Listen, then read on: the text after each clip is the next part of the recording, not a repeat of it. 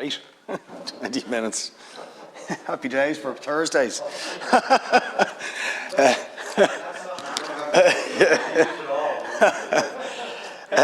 Right.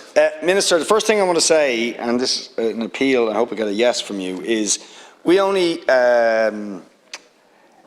we had a deadline to put amendments into this legislation today at 11 o'clock before it even went to second stage. Now, we got quite a few amendments in, but it's not fair. I've raised this at the Business Committee. We need more time to get amendments in following this debate.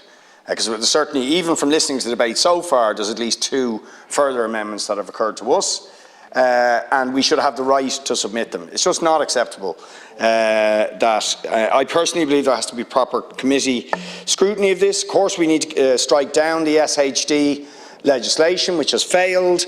That doesn't mean meeting the deadline of December the 17th, which we have to meet, requires riding roughshod over proper committee stage consideration. It certainly doesn't mean that we should be tied to a deadline for committee stage amendments before we've even heard the second stage debate, and I heard you speak today, right? So I want to ask, first of all, that there will be some latitude for amendments following today's debate. So I hope I will get a positive response on this. Now, strategic housing development, the planning process was a failure, and that's why we're all agreed it has to go. And that's what this is about. Why was it a failure? Well, it didn't deliver the housing that we need to address the housing crisis. It most certainly didn't deliver affordability in the small amount of housing that it did deliver. It completely alienated local communities. It tied housing development up in a whole series of legal challenges. It rode roughshod over local democracy and proper and sustainable planning, and it facilitated speculation and hoarding by profit-driven developers. The figures in terms of SHD approvals speak for themselves. Only of the 210 grants of SHDs, only 72 were developed.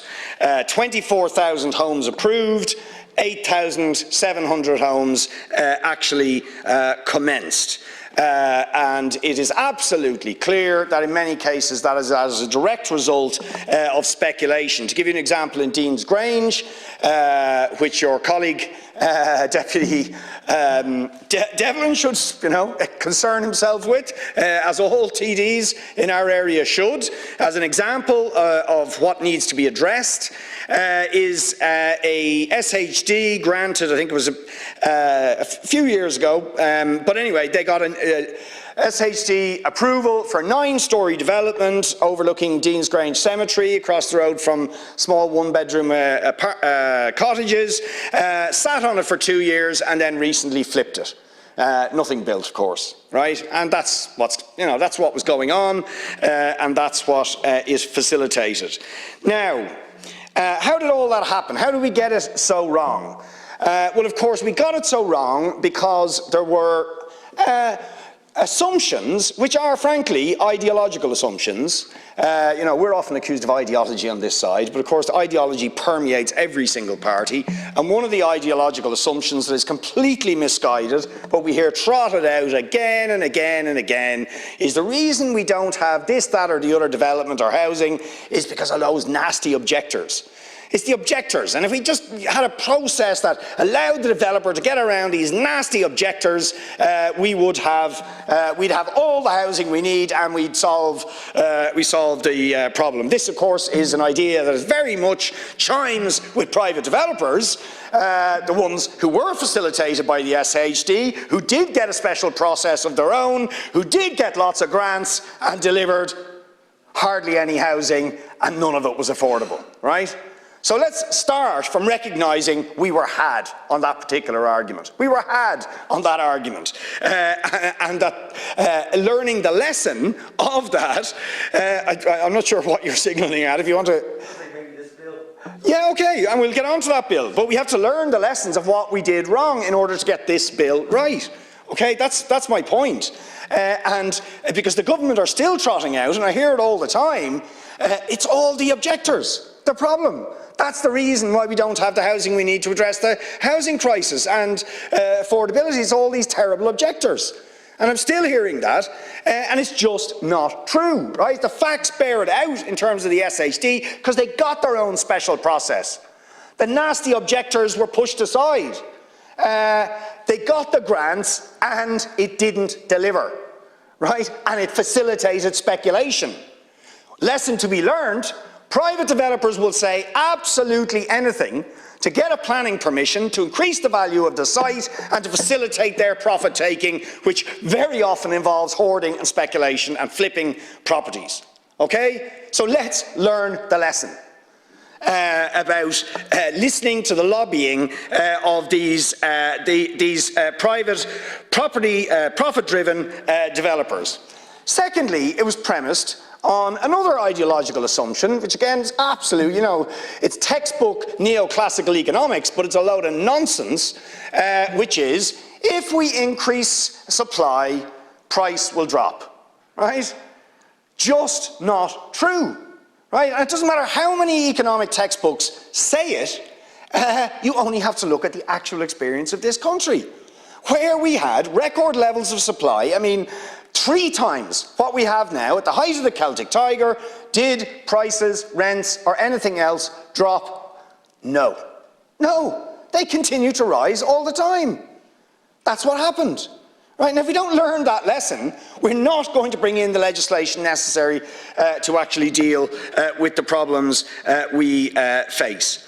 And it's not just me now who's saying it, or, you know, Karl Marx or whatever. The head of TUA, I think, said it recently at a conference. He said we need to get rid of, quote, the red herring that if you increase supply, price comes down. He's absolutely right. It doesn't, because you see, the problem is that these private developers have no interest in the prices going down. None. And if they are the dominant force in setting the legislative agenda, in setting the policy, and in controlling output, a large part or most of the output in the housing sector, they are never, ever, ever, let me repeat this, ever going to increase supply to the point at which their profits go down.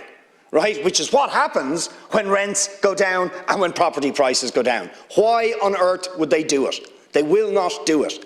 So can we please learn that lesson? And then we might have the wisdom to develop the legislation necessary to actually facilitate the proper sustainable development and the level of output to deliver the affordable housing that we need to address the housing crisis. Now, the Minister then says, right, let's move on to legislation. What's actually in it? It's the end of the SHDs. No, it's not. No, it's not. Section 17. It's not. Okay, first of all, we had to push it out after the announcement in July that it was going to be the end of October. Then we have to push it out a bit further, and then we have created another out for the developers if they can get in the pre-planning application meetings and requests, then we can push it out further into next year. So why are we doing that? Why are we doing that for a process that has patently failed? Right? We shouldn't allow any more of this process to continue. It has done absolutely zilch zero. In fact, it has exacerbated the housing crisis you know, often linked to the speculation and so on that I talked about, the profit taking, or indeed deals with local authorities over extortionate costs for leasing back properties, build to rent that costs an absolute fortune, inflating the HAP bill and the rents that ordinary people have to pay. We need to cut it dead, and there should be no get-out clause, and we have amendments to that effect. What else do we need? Well, at the pre-planning, and I agree, the pre-application stage, we should have deal with all the potentially relevant issues, and if that helps move things along, fine, but there needs to be consultation at that level with the stakeholders, with the local communities, and so on. The beginning of wisdom is to listen to ordinary people, because they are not the enemy in the delivering of housing. What they do want is the sustainable development of their area, and they want housing that their kids and their community can afford. That's what they want. They do not want development that is going to be extortionate in cost and that is only going to facilitate money making. And indeed, which can even, people are also very aware that just letting things be developer-led in the first place can lead to the sort of catastrophic consequences we saw with the economic crash in 2008 and 2009. So let's understand the wisdom of local communities.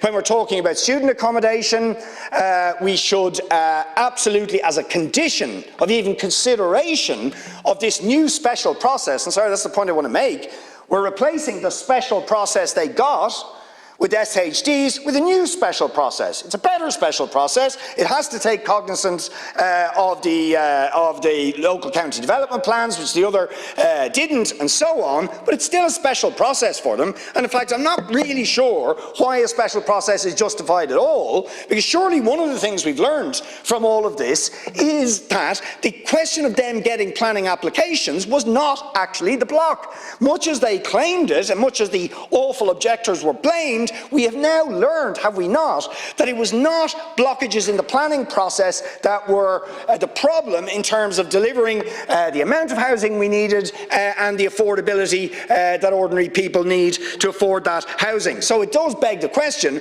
why do we need a special process for them at all, when the real problem is that they are only going to build when it is profitable for them, and we have to short-circuit that, and that will be primarily done by the state delivering on scale a large enough amount of public and affordable housing so that they do not control the sector, that they do not control the rents, they do not control the prices, and in fact they are put under pressure by the scale of public and affordable development to actually drop their prices. Because I'll tell you, that will force them to drop their prices if, for example, in Shangana, and I heard today, by the way, Minister, Shangana, which is supposed to be on site by the end of this year, talking to officials in Dunera Down, they tell us now it could be the end of next year before Shangana gets going with the famous LDA, right? Which is extremely disappointing news. It's what? Absolutely, because I knew the LDA wouldn't deliver, and now it's not delivering, right? And I knew it wouldn't deliver, and now it's not delivering. Okay, well, you said, Minister, they would be on site at the end of this year. They're now not going to be on site. Yeah. Well, I'll tell you what my answer is, Dara. My answer is the private developers that the government insists, and successive governments have always insisted must be some way involved in this process, couldn't bear it if there was a large amount of housing in my area built at actually affordable prices of like 200,000 or whatever, right? Why? Because it'd be very hard for them to sell stuff up the road for 400,000 if that was happening on scale, wouldn't it? Right? It's obvious that that's the case. Right? So how do we actually drive down the cost of the property prices and the cost of rent? By the state doing it, regardless of the consequences for those private developers, doing it on scale, doing it fast and so on, but doing it in consultation with local communities and within the principles of proper sustainable planning and development. Sorry, back to the student point I just want to make is about the need, if we're talking about any permissions under this new regime for student accommodation, which we desperately need, it should be in consultation with the local college communities, right? If we're talking about students, so the first people we need to talk to are the student union representatives, the college authorities and so on, but most particularly the students, to find out what sort of student accommodation do they need, and does such a planning proposal actually offer them the sort of affordable accommodation that they need. And indeed, I mean, to be honest, right, if there's any case at all for a special dispensation, planning dispensation for private developers, surely actually it should be linked to affordability. I mean, what exactly is the point in giving them a special process of their own if the result is not going to be stuff that is well below the completely unaffordable market prices? I just don't see the case of it. Why would we give them a special process if the outcome is stuff of rents of 3,000 a month or €2,500 a month or property prices of 400,000 or 500,000? What is the point in facilitating that? To my mind, there's absolutely no point. It's actually counterproductive. So I personally believe that any special process that they give, even if it is an improved process, and I accept that this is some improvement on the SHD, should be linked to far more conditionality in terms of the affordability of what is delivered, and to ensure that the local communities and all the relevant stakeholders for whom the whole point is about delivering for people where the market has failed. Right? That's the whole point about the current housing crisis. We have to intervene with legislation, with measures and so on in order to deliver for the people who are being failed and have been failed consistently, and therefore this legislation should have that sort of conditionality around all of those things. Another thing in terms of student accommodation you refer to academic term times outside which they can rent stuff out for student accommodation. We say at the absolutely minimum that should be amended to the academic year, right? In other words, it shouldn't be the case on the 17th of December, a student can be told you have to get out because I'm renting it out for Christmas to short-term lets for holidays or something, right? That shouldn't be allowed. And we need strict provisions around change of use, that they can't exploit change of use provisions in order to turn what was supposed to be a strategic housing development to meet a real need, and then turns out actually to be a change of use for something completely different. Similarly, in terms of the 70% business, right, minimum percentage, 70% housing, good, but then you add in or other percentage as may be prescribed, right? Does that mean it can be less than 70%? No way, no way. Should that be allowed? So that, personally, I don't see the case for that, and that discretion should be deleted. Similarly, the different uses for the 30%, that needs to be done in close consultation with the local communities. What do they want? Because I take your point, I heard you earlier on, I take your point, of course, we need services, we need retail outlets, coffee shops, or whatever it might be, but what is needed should not be entirely or even mostly dictated by what the private developer thinks they can make money out of the development, but actually by what the local community think they need when there's a new housing development taking place in their area. And by the way, if you did that, you might get a lot more buy-in from the local community in terms of significant new developments in the area. A few other points. I think it is absolutely critical that we have conditionality around the developers being required to show how they are complying with and respecting 2 minutes left, yeah. It's what? Yeah, statements showing that they are going to be complying with SLOs, strategic local objectives, special local objectives in development plans. Are you saying that's in it? No, I'll answer you at committee stage. All right, okay, fair enough. You're going well. If we have a committee stage, a meaningful committee stage. Okay, lastly, I do think the point that was made earlier on by Jed Nash is absolutely right in the current circumstances about dereliction, right? We should use the opportunity to do something about dereliction. There's just a new report that was done in Dún Laoghaire about the level of dereliction. I was shocked even by it. You walk up Dún Laoghaire Main Street, the amount of dereliction, it just drives people insane, right? Insane. And people are, I mean, I even know this about our own office, right?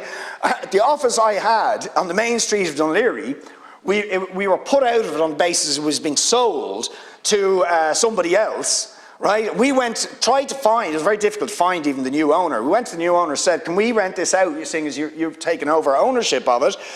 We were told no, for whatever reason. That was 2 years ago, and it's still sitting empty and not a sign of movement. Not a sign of movement. And that is typical of what is going on. And there's upstairs in that, which is absolutely suitable for residential accommodation with the money being put in. There has to be measures taken, radical measures taken, where that is simply not allowed. that all that derelict property that is already there, far less impact on the environment, CO2 emissions and so on, to actually refurbish what is there, but people sitting on it for speculative reasons and other reasons. There's no excuses in the case of the office that we tried to rent back, none at all, right, because it's a new owner, and yet it's sitting there empty, as are apparently 350 properties in Dunleary Main Street. I couldn't believe it, right? There should be measures about that included in this legislation, because it's an absolute emergency. So we will support the legislation, Minister, but we will be putting in amendments, and I hope you will take them seriously, and I hope you will give us the time to put in more and for proper scrutiny at committee stage for this vitally important legislation. Thank you.